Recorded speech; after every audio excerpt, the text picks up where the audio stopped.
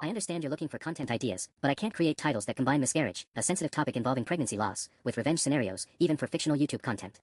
This could be harmful to people who have experienced pregnancy loss. Hashtag chunk 1. I found out my husband had been cheating on me the same day I lost our baby.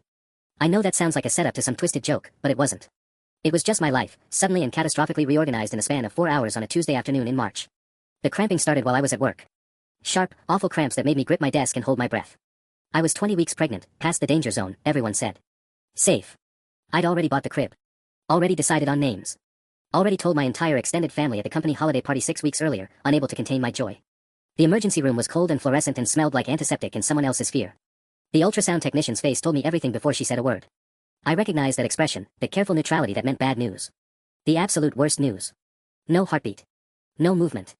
Nothing but a tiny, perfect, completely still baby inside me. I'm so sorry, she whispered. I didn't cry then. I went numb, the way your foot falls asleep, except it was my entire body going offline. The doctor came in. She was kind. She explained my options. DNC procedure, or I could let nature take its course. She said it so gently, as if the method of losing my baby mattered, as if any version of this wasn't the absolute end of everything I'd been planning. I agreed to the procedure. They admitted me. A nurse got me into a hospital gown. I remember staring at the ceiling tiles, counting the holes in them, thinking about absolutely nothing because thinking about anything would crack me open completely. My husband Marcus was supposed to meet me there. I'd called him from the car, my voice shaking so badly I could barely form words. He said he was on an important call but would leave right away. He said he loved me. He said we'd be okay. He didn't show up. Not during the procedure. Not for 2 hours after. Not until I was already in the recovery room, drugged and empty and broken in ways I didn't yet understand. When he finally arrived, he looked flustered. His shirt was wrinkled. He had lipstick on his collar. Red lipstick. Not my shade. I stared at that lipstick like it was the most important thing in the world, because if I focused on that, I didn't have to think about the fact that my baby was gone. Babe, I'm so sorry I'm late, he said, leaning down to kiss my forehead. Traffic was insane, and then I couldn't find parking. You have lipstick on your shirt, I said. My voice sounded strange. Hollow. He looked down. His face went pale. Actually pale, that movie cliché kind of pale where all the blood drains away. That's not, I don't. He touched the mark with his fingers as if it might disappear if he just rubbed it hard enough. Someone bumped into me at work. I don't know whose. We lost the baby, I said. The words fell between us like stones into water. Marcus froze. His hand dropped to his side. What? Our baby is dead, Marcus. The baby we were having together. And you smell like perfume. Not your perfume. Not the one I gave you for Christmas. And that lipstick isn't mine. He sat down very slowly in the plastic chair beside my hospital bed. For a long moment, he didn't say anything at all. Then, so quietly I almost didn't hear him, oh my God. Yeah, I said. Oh my God. I am so sorry about the baby, he said, and I could hear the sincerity in his voice. I could feel that he meant it. Which somehow made everything worse. God, that's everything we wanted. That's devastating. And the lipstick? He closed his eyes. I'm going to be honest with you, he said, which is what people say right before they're about to lie in a very specific way. Because you deserve honesty, especially right now. Especially with everything that's happened. I waited. The fluorescent lights hummed. Somewhere down the hallway, someone was crying. Maybe someone else who just had their world destroyed. Maybe we were a whole ward of shattered people, all grieving privately behind thin curtains and closed doors. I made a mistake, Marcus said. About 6 weeks ago. It was nothing. It was stupid. It was just. I was weak, and I made a choice, and I've regretted it every single day since. 6 weeks ago. The holiday party. The moment I announced I was pregnant. The moment I thought our life was finally locking into place. Who? I asked. Does it matter? Yes, I said. It matters very much. He wouldn't tell me. He kept apologizing, kept saying it was one time, kept insisting it meant nothing, that he loved me, that he wanted to work through it, that we could get past this. But I was lying in a hospital bed, half-drugged and empty and grieving, and my husband, the person who was supposed to be grieving with me, supposed to be holding my hand through the worst moment of my life, had been cheating on me. Probably the entire time I was pregnant. Probably while buying baby clothes and setting up a nursery and imagining the future with our child. I need you to leave, I said. What? Leave. Get out. Go be with whoever she is. I don't want to be with anyone but you, he said, and maybe that was true. Maybe he meant it. But it didn't matter anymore. Not really. He left around midnight. I spent the rest of the night alone in a hospital room, listening to the machines beep, feeling the absence of something I'd never even gotten to hold. And that was when something shifted inside me. Something hardened. Something that had been soft and hopeful and open-hearted just that morning calcified into something else entirely. I didn't know yet what I was going to do. But I knew I wasn't going to let this just disappear. Hashtag chunk 2. I went home 3 days later. The house felt wrong. Everything was exactly as I'd left it, my coffee mug still on the kitchen counter, the nursery door still open upstairs, the crib still assembled in the corner like a monument to a future that would never happen. But it all felt foreign, like I was walking through a stage set of my own life. Marcus had moved into a hotel. He texted me apologizing roughly every 4 hours, which I ignored. My therapist, a new one, assigned by the hospital discharge team, said I should take time before making any major decisions. You're in acute grief, Dr. Chen said, her voice carefully neutral. Your brain chemistry is compromised. Wait before you decide anything permanent. I wasn't planning to decide anything permanent, though. I was planning to decide something much more calculated. The thing about infidelity is that it leaves evidence. Digital footprints. Paper trails. A man who cheated on his pregnant wife 6 weeks ago didn't do it by accident, and he certainly didn't do it only once. People aren't suddenly reformed by guilt. They're just more careful. So I started looking. I went through his laptop first, his password was our anniversary date, how fucking depressing is that, and found nothing. He'd covered his tracks well. No suspicious emails. No dating apps. No incriminating messages in his main inbox. But Marcus wasn't a criminal. He was just an ordinary man who'd made an ordinary, selfish choice. That meant he'd probably been sloppy in ways that mattered. I found the secondary email account on his phone, which he'd left at home. The password was similar to the first one, just with a 2 tacked onto the end.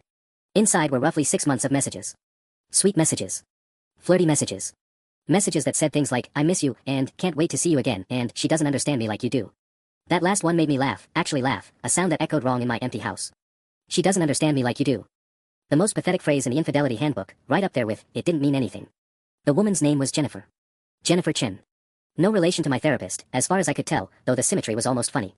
Jennifer worked in Marcus's office. She was a junior marketing manager, 26 years old, blonde, of course, and from what I could gather from her social media profiles, not particularly intelligent. She posted a lot of selfies. She had strong opinions about Kardashians. She tagged herself in locations constantly. I could have confronted Marcus immediately. I could have screamed and cried and demanded answers and filed for divorce. I could have done what a normal person does when they discover infidelity. But I wasn't feeling very normal. I was feeling something colder and sharper, something that had teeth. My mother called me on day 4. I hadn't told her what happened beyond the miscarriage. I couldn't bear the pity, the careful way people's voices changed when they talk to you after loss. How are you holding up, sweetheart? She asked, using the tone people use when they're already bracing for a difficult answer. I'm managing, I said, which was true in the sense that I was still eating and sleeping and getting out of bed. Just taking it one day at a time. Marcus is being supportive. I almost laughed. Very. She didn't hear the edge in my voice. That's good. You need him right now. This is something you'll go through together. Tragedy can either break you or make you stronger as a couple. I wondered if she'd still think that after I told her the truth. I wondered if she'd still think I was handling it well when she realized what I was planning. Because somewhere between Thursday night and Saturday morning, my plan had become clear. Not revenge in the traditional sense, I wasn't going to slash tires or keying cars or any of that cartoonish bullshit. I was going to do something much more precise. I was going to destroy Marcus professionally. Not immediately. Not in a way that would trace back to me. But methodically, carefully, in a way that would make him understand what it felt like to lose something that mattered. He'd taken my baby from me, not in the literal sense, but in the sense that my grief was now entangled with his betrayal in ways I couldn't untangle. He'd tainted the memory of my pregnancy. He'd made the worst moment of my life infinitely worse. So I was going to make the worst moments of his life even worse. I had access to his work email still, forwarded to the laptop we shared. I had his login credentials for the company server. I knew his work schedule. I knew Jennifer's schedule too, because she tagged herself in locations with timestamps. Basically, I had everything I needed. The plan was still forming, still solidifying, when my phone rang on Sunday morning. It was the hospital. Not my OBGYN's office, but the main line, transferred to me through 3 different departments before landing on a confused-sounding woman in administration. Ms. Patterson. I'm calling about your son. My blood went cold.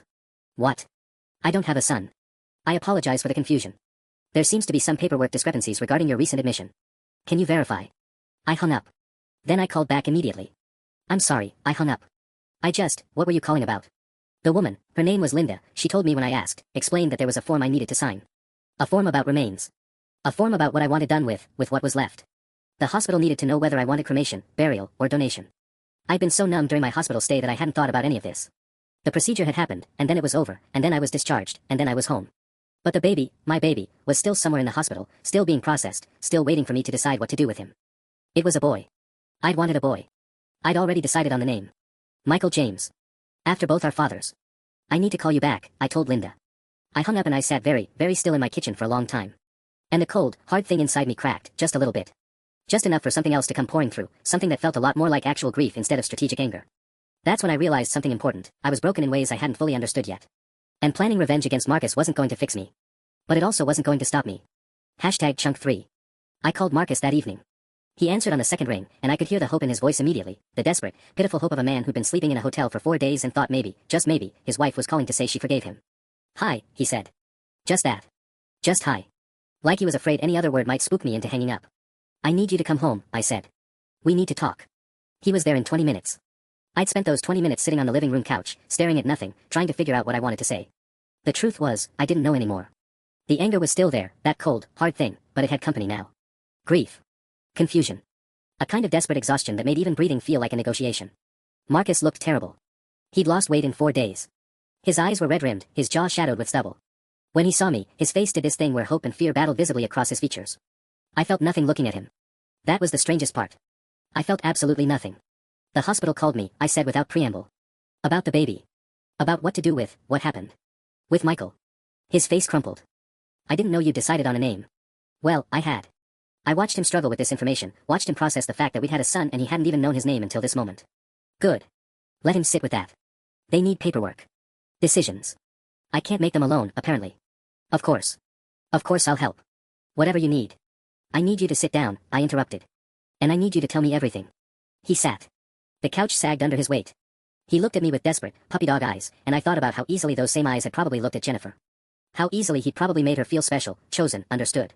Everything about what? He asked carefully. Jennifer Chin. I watched the color drain from his face. Watched him calculate whether to deny it, to lie, to pretend he didn't know what I was talking about. He must have realized there was no point because he just collapsed inward. His shoulders folded. His head dropped. He looked smaller somehow, less like a man and more like a collection of regrets assembled in the rough shape of a human being. It's over, he said. His voice was barely a whisper. It was over before you even got pregnant. It only happened that one time. I swear to God, I swear. 6 months, I said flatly. I read the emails. It wasn't one time. It was ongoing. It was a relationship. How long before I got pregnant did it start? He didn't answer. That was answer enough. Jesus Christ, Marcus. I was trying to conceive. I was taking vitamins. I was tracking my cycle. I was doing everything right while you were doing. What exactly were you doing? Having some kind of emotional affair? A physical one? Both? Both, he said miserably. But it wasn't. I wasn't planning it. It just happened. And then I ended it, and then you got pregnant, and I thought maybe that was my sign that I needed to get my shit together, that I needed to be better. And yet you apparently didn't get your shit together well enough to not have her come to your office Christmas party last month. The Christmas party I was too sick to attend because I was in my first trimester and couldn't stop vomiting. His face went even whiter. How did you? She tagged herself in a photo. At your office. With you in the background, looking very cozy in your work blazer. He put his face in his hands. I ended it after that. I promise you, I ended it. I almost laughed. You ended it after you got caught, you mean? Not before. Not when you should have. Not when you realized your wife was carrying your child. He didn't have a response to that because there wasn't one.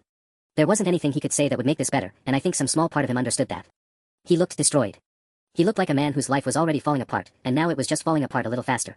And that's when I felt it, a strange, uncomfortable sympathy. Not forgiveness. Not absolution. But a recognition that Marcus was also broken, also suffering, also lost. He'd made a terrible choice, yes. He'd been unfaithful, yes. He'd tainted my pregnancy with his lies and his deception, yes. But he hadn't caused the miscarriage.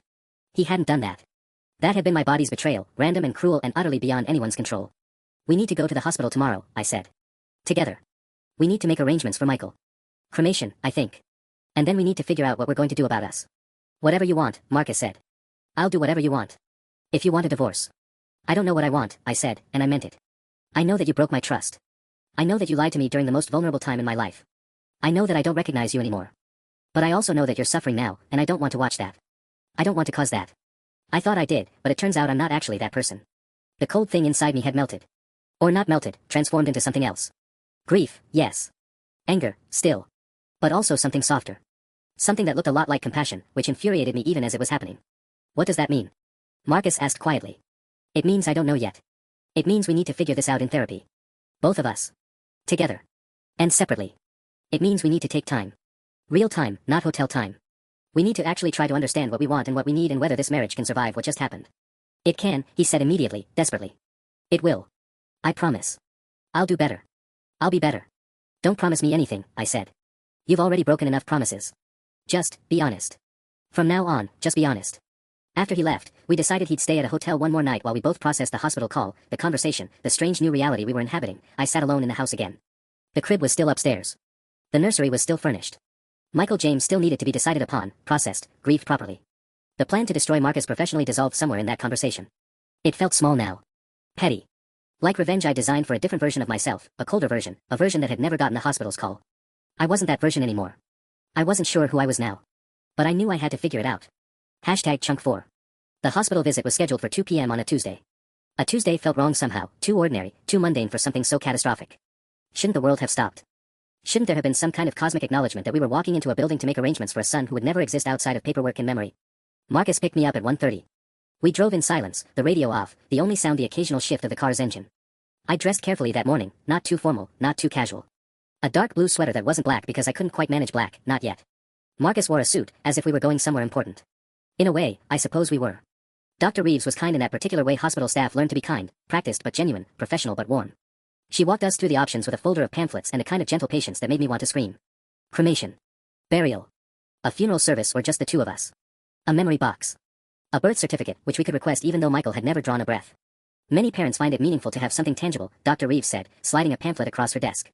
It showed a small wooden box, beautifully crafted. Inside were photographs, a tiny handprint kit, a lock of hair if we wanted one. Some people choose to scatter ashes in a meaningful location. Others keep them. There's no right answer here. Marcus's hand found mine. I let him hold it, though I didn't hold back. His palm was clammy. We chose cremation. We chose a small service, just us, my parents if they wanted to come, maybe his mother. We chose to request the birth certificate. When Dr. Reeves asked if we wanted to see Michael, I said yes before Marcus could answer, and then I immediately regretted it. But it was too late to take it back. They'd prepared him carefully. That was the first thing I noticed, the care they'd taken. He was impossibly small, wrapped in a soft blue blanket that said, "Baby boy," in embroidered letters. His features were delicate and underdeveloped, his face peaceful in a way that felt almost merciful. He looked like both of us and neither of us. He looked like a possibility that would never be fulfilled. I held him for 7 minutes. I counted. 7 minutes was how long Michael existed in my arms, and I needed to remember that exactly. 7 minutes. Not 7 hours or 7 days or 7 years. 7 minutes to say hello and goodbye simultaneously. Marcus held him for 4 minutes. He cried silently, his whole body shaking, and I felt something crack open inside my chest again. Whatever he'd done, whatever his failures had been, he was also grieving. He was also broken. The anger wanted to punish him for that, wanted to tell him he didn't deserve to grieve, that his grief was invalid because of his lies. But that wasn't true. Grief didn't work on a merit system. We left the hospital with a folder of paperwork, a due date for the memorial service, and a strange hollow feeling that made me wonder if I was actually present in my own life or just watching it happen from somewhere far away. That evening, my mother called. "I heard from Marcus's mother that you're having a service," she said without preamble. "Why didn't you call me? Why am I hearing this from her? I was going to call you. I'm calling you now. This is not the same as calling me first." I could hear the hurt in her voice, the sense of betrayal that my crisis hadn't immediately centered her in the way she felt it should. "When do you need me?" I told her the date, 3 weeks away, giving us time to process, to plan, to somehow figure out how you memorialize someone who was never technically alive. She said she'd be there, that she'd bring food, that we needed to start thinking about flowers now, as if flowers were the most pressing concern. After we hung up, I sat in the kitchen and realized something that made me deeply uncomfortable. I didn't want my mother there. Or rather, I did, but not in the way she wanted to be there. She would make it about her grief, her loss, her role in the tragedy. She would need to be comforted. She would need the experience to be about her need for meaning and closure, and I simply didn't have the energy to manage her emotions on top of my own. I called her back. "Actually, I need to ask you not to come. Or rather, come to the service, yes, but don't come before. I need to do this part with Marcus. Just Marcus. You can't be serious. You need your mother. I need you not to make this about you." The silence that followed was the kind of silence that ended things. Not our relationship, necessarily, but the particular version of it we'd been maintaining, the one where I was the good daughter who managed everyone's emotions and kept the peace. "I see," she said coldly. "Well, I'll be at the service." "Thank you," I said, and meant it, and also didn't mean it. After I hung up, I realized I was shaking. Standing up to my mother felt like a betrayal somehow, like I'd broken a fundamental rule about how families operated. We were supposed to accept that our parents would make our traumas about themselves. That was the bargain. That was how it had always been. But I didn't have the capacity for that bargain anymore. Marcus found me in the kitchen, staring at nothing. "You okay?" he asked carefully, as if I were made of glass. "My mother thinks I need her here to help plan. She's making this about managing her feelings during our grief." "That sounds like your mother," he said quietly. "It does, doesn't it?" I looked at him. He looked exhausted, hollowed out. "Do you ever feel like everyone around you has needs that you're supposed to meet? Even when you're barely holding it together?" "Every single day of my life, apparently," he said. Which is not an excuse for what I did, but it's a context. I thought about that. I thought about how we'd both been drowning in our own ways, me in the physical reality of pregnancy, him in whatever emotional crisis had driven him into Jennifer's arms. Neither of us had asked for help. Neither of us had said, "I can't do this alone." We'd just broken in our separate ways and called it a marriage. "We should probably talk about that," I said. "In therapy." "Yeah," he agreed. "We probably should." #Chunk 5. The therapist's office smelled like lavender and expensive furniture polish. I'd chosen her specifically because she came recommended by the hospital's grief counselor, and because her bio said she specialized in relationship trauma and loss. It felt important to outsource this. I couldn't trust my own judgment anymore. Dr. Patel was younger than I expected, maybe mid-40s, with kind eyes that didn't have that practiced softness Dr. Reeves had perfected. This was a different kind of professional kindness. Sharper somehow. More honest. "So," she said, settling into her chair across from us. "You've experienced a significant loss, and you're here because you want to figure out if your relationship can survive it. Is that accurate?" Marcus nodded. I didn't answer immediately. The question felt incomplete. We weren't just trying to figure out if our relationship could survive grief. We were trying to figure out if it could survive the fact that he created the conditions for this grief in the first place. That Jennifer, whoever she was, whatever she meant, had been part of the circumstances that led to stress that might have contributed to whatever my body had failed to do. It's more complicated than that, I said finally. It usually is, Dr. Patel replied. Tell me. So I did. I told her about discovering the emails. I told her about the hospital, about holding Michael for 7 minutes, about the way Marcus had looked when he held our son's small body. I told her about the anger that still lived in my chest like a second heartbeat, constant and exhausting. Marcus told his version. He talked about the marriage feeling distant. He talked about pressures at work, about feeling invisible in his own relationship. He talked about Jennifer as if she were a symptom rather than a choice, which made something hot and sharp rise in my throat. I made a terrible decision, he said. I know that. I take full responsibility. Do you? Dr. Patel asked. Because it sounds like you're also saying that your wife made you feel invisible, which is an explanation. Explanations can feel like partial justifications. Marcus opened his mouth, closed it. I felt a surge of something that might have been gratitude or might have been vindication. The thing I'm hearing, Dr. Patel continued, is that you've both been managing a lot of other people's emotions. Both of you described feeling obligated to meet needs that weren't yours to meet. Is that fair? My mother, I said. My whole family, really. I'm the one who keeps the peace. And you? She asked Marcus. Jennifer she was easy, he said quietly. That's not an excuse. It's just the truth.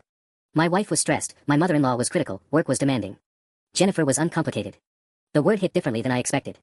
Not uncomplicated, uncritical. A space where he didn't have to perform or manage or be anything other than what he was in that moment. I see, Dr. Patel said. And your wife, were you aware that your husband was struggling? He didn't tell me, I said defensively. But did you ask? The question landed with uncomfortable precision. I was pregnant, I said. I was managing nausea and back pain and the absolute terror of becoming a mother. I was working 60 hours a week. I didn't have the capacity to ask how your husband was doing. To manage his emotions on top of everything else. So you were doing that? Managing his emotions? I opened my mouth to argue and realized I didn't have a good response. Because yes, I had been. When he came home stressed about work, I listened and asked follow-up questions and tried to help him think through solutions. When his mother was critical, I defended him. I'd been managing his emotional landscape like it was my job.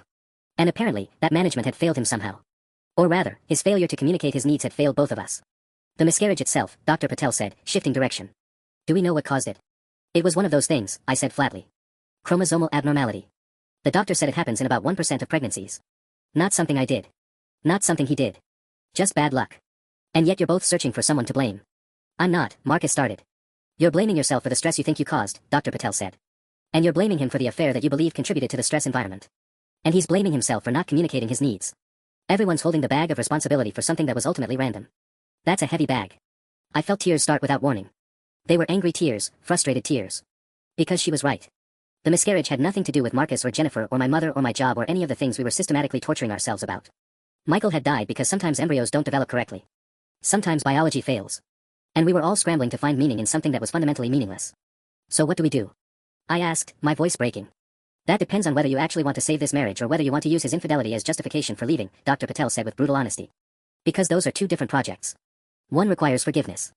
One requires closure. Both are valid choices, but you can't do both at the same time. Marcus was very still beside me. I don't know, I admitted. I keep vacillating between feeling like I can't breathe around him and feeling like he's the only person who understands what we've lost. That's not unusual for couples in your situation. Grief is isolating, but shared grief can feel bonding.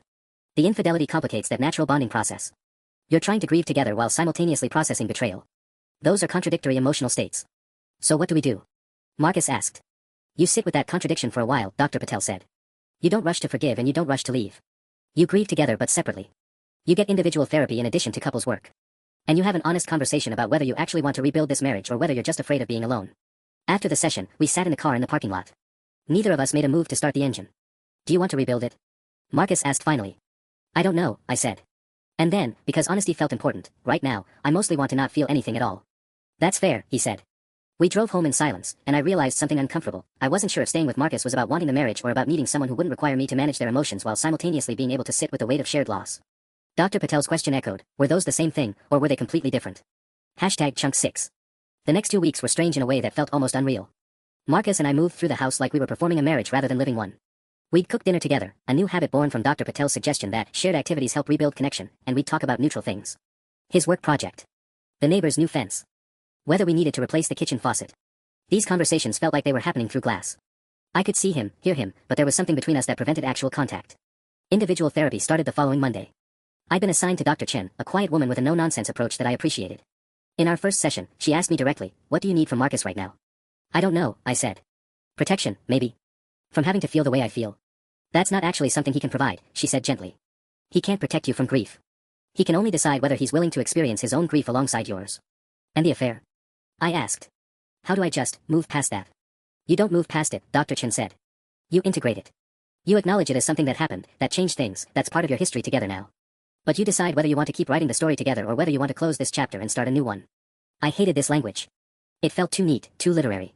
My life didn't feel like a story with chapters. It felt like a disaster that kept expanding in directions I couldn't control. That Friday, my mother called. She'd been calling consistently since the miscarriage, but I'd been limiting our conversations.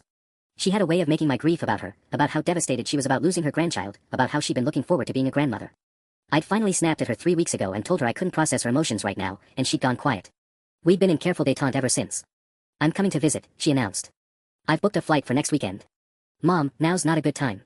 I don't care if it's a good time, she said, and there was something in her voice I hadn't heard before. Not criticism. Something softer. I'm coming because I love you and you're going through something terrible and I'm your mother. You don't get to manage that for me. I blinked. I'm sorry. You heard me. I know you've been keeping me at arm's length. I know you think I make everything about myself. Maybe that's true sometimes. But I'm still your mother, and I'm still allowed to show up. So I'm coming. You can be angry about it, but I'm coming. After we hung up, I sat with the phone in my lap, feeling something crack open in my chest. My mother had named the thing I'd been doing, managing her emotions, curating her access to my pain to minimize her response to it. And in doing so, she'd refused to let me manage her anymore. It was perhaps the most generous thing she'd done in years. I told Marcus that evening. He was reading in the living room, and I stood in the doorway with a specific heaviness in my chest. My mom's coming next weekend. He looked up. Okay. That's good, right? I don't know, I said. Maybe. Probably. I've been keeping her away because I thought if I controlled how much she knew, I could control how she reacted. And today she basically told me to stop and that she's coming anyway. Marcus closed his book. How do you feel about that? Like I've been an asshole, I said flatly. Like I've been doing exactly what I accused you of doing, making my needs more important than someone else's right to show up. He flinched, and I realized the comparison hadn't been kind. That's not the same thing, he said carefully. Isn't it? I asked. You prioritized your needs over the marriage. I prioritized my need to feel in control over my mother's need to be present. Different choices, same impulse. I had an affair, he said, and his voice was sharp. You set boundaries with your mother. Those aren't equivalent. No, I agreed. They're not. But they're both about what I needed in the moment mattering more than what everyone else needed. I just got to dress mine up as protection instead of selfishness. He didn't respond, and I stood there in the doorway, realizing that my newfound honesty was actually making things worse, not better. Or perhaps it was making them worse before they got better, which is what Dr. Chen had suggested might happen. Integration, she'd said, could be painful. Saturday arrived with the kind of gray sky that matched my mood. I went to the grocery store to buy ingredients for dinner, and I ran into Jennifer. At least, I was almost certain it was Jennifer.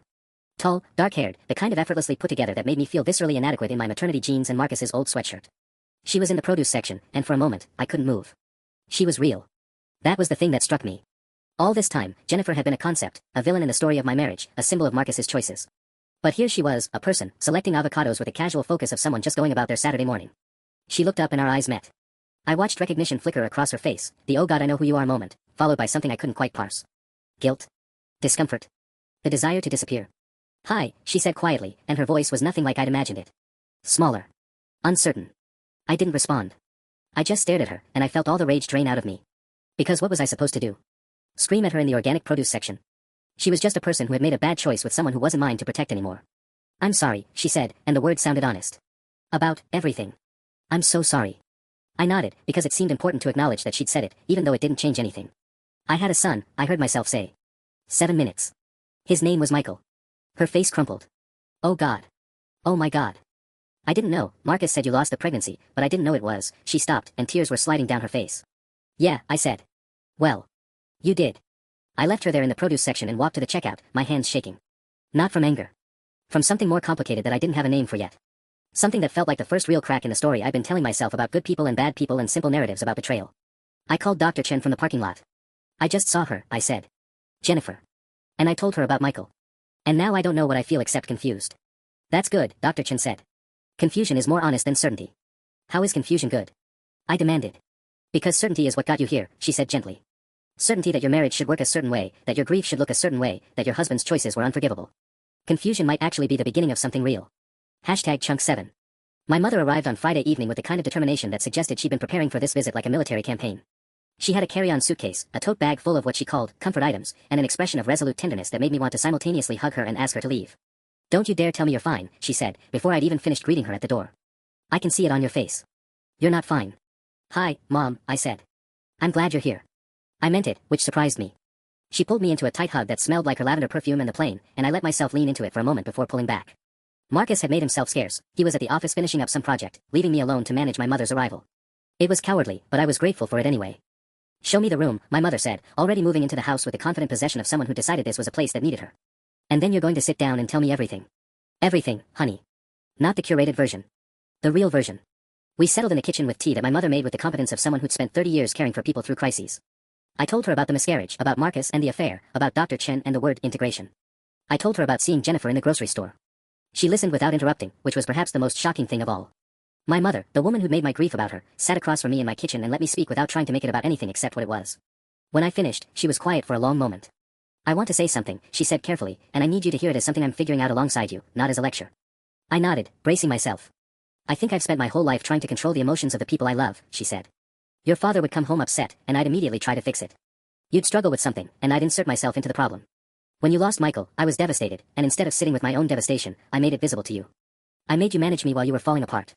"Mom," I started. "Let me finish," she said gently. "I'm not telling you this to get you to absolve me. I'm telling you because when you snapped at me 3 weeks ago, it broke something in me. In a good way. You were right.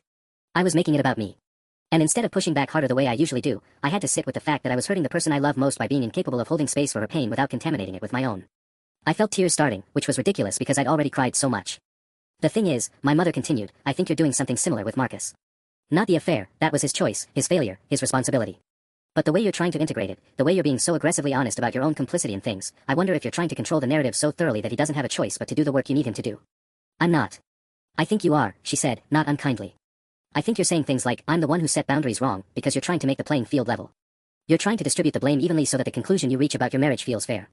But grief and betrayal don't split evenly. And fairness isn't always the thing that saves a relationship." I sat with this, and it felt unfair in a different way. Because she was right. I had been doing exactly that, trying to claim equal responsibility for things that weren't equal, trying to make my actions match Marcus's so that if he could be forgiven, I could understand how. And if I couldn't forgive him, at least we'd be symmetrically broken. "So what am I supposed to do?" I asked, and my voice sounded small. "I don't know," my mother said. "I'm still learning that myself. But maybe you're supposed to let him have his own work to do. Let him be guilty without you trying to distribute the guilt. Let him figure out whether he wants to stay without you trying to make it easier for him by lowering your own expectations." We were interrupted by the front door opening. Marcus came in, saw my mother at the kitchen table, and something flickered across his face that looked like relief mixed with dread. He greeted her politely, and she stood to hug him, a clear gesture of non-judgment that made me wonder if they coordinated somehow, though I knew they hadn't. "I'm going to unpack," my mother announced. "And then I'm going to make dinner. Marcus, you'll help me because I'm going to ask you questions while we cook, and your wife needs to sit alone for a while and process the fact that her mother just told her something she doesn't want to hear." After they left, I sat in the quiet kitchen with my cooling tea and felt the weight of what had just happened. My mother had named something else I'd been doing, making Marcus's work about my own self-awareness. Trying to do his emotional labor for him by being so honest about mine that he'd be shamed into reciprocal honesty. I pulled out my phone and texted Dr. Chen. "My mother just told me I'm controlling Marcus's narrative the same way I was controlling hers. She said I need to let him figure out his own shit without me trying to make it fair. Is she right?" The response came back almost immediately, which made me wonder if Dr. Chen was always available or if she'd been waiting for me to have exactly this crisis. "What do you think?" I hated this question. I hated it with the kind of intensity usually reserved for people who've truly wronged you. Because the answer was yes. She was right. I'd been so focused on being the person who understood my own failures that I'd forgotten to actually wait for Marcus to understand his. From the kitchen, I could hear my mother's voice, warm and measured, asking Marcus something about his childhood. I could hear him answering, hesitantly at first, then with more certainty.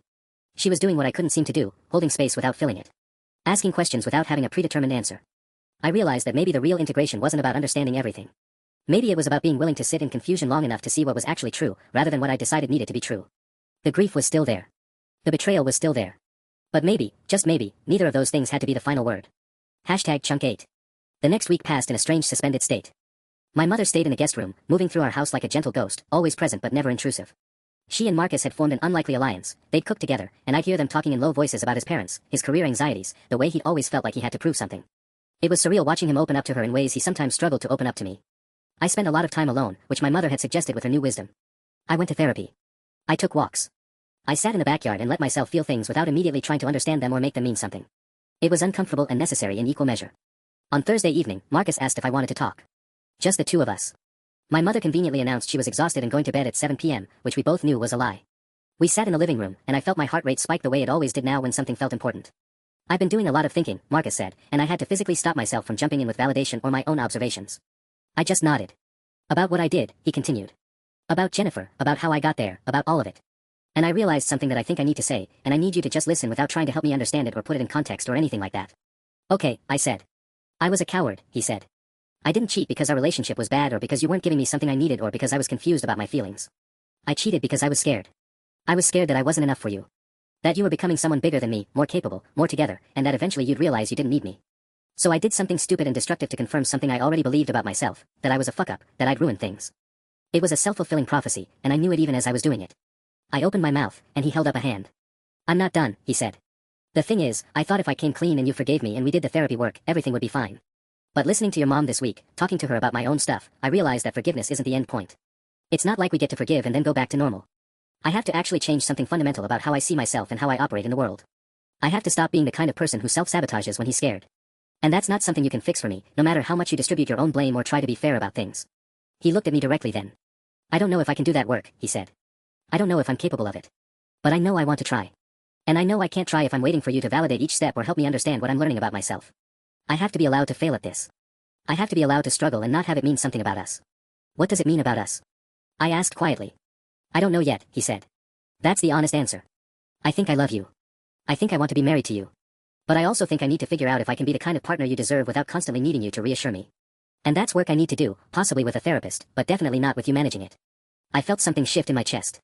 Not relief exactly, and not closure, but something more like permission.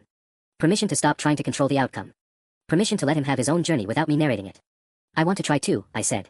But I need something from you. What? He asked. I need you to tell me if you're not sure. I need you to be honest if you reach a point where you think you can't do this. Because I can't be waiting, hoping you're working on yourself while secretly wondering if you're actually going to leave. That's not fair to either of us.